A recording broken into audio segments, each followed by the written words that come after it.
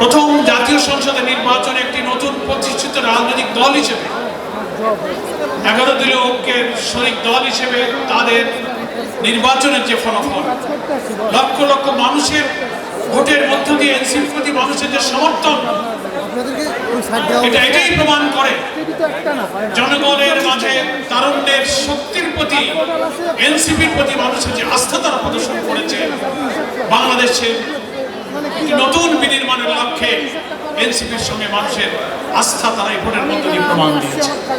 রাজনীতি বিতর্কের জায়গা জাতীয় সংসদ নিশ্চয়ই, কিন্তু সংখ্যাগরিষ্ঠতার জোরে জনগণের আকাঙ্ক্ষায় যেন আমরা পিছনে ফেলে না দিই, তাহলে জনগণ আমাদের বুঝতে পারে। সেজন্য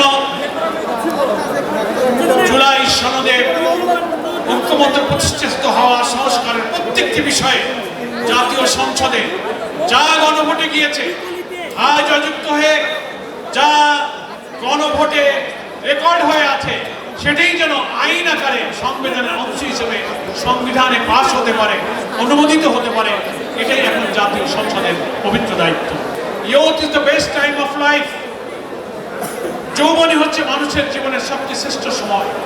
পৃথিবীর ইতিহাসে যা কিছু সৃষ্টি, যা কিছু ভাঙা গড়ার ইতিহাসে তরুণদের ভূমিকাই হচ্ছে মুখ্য।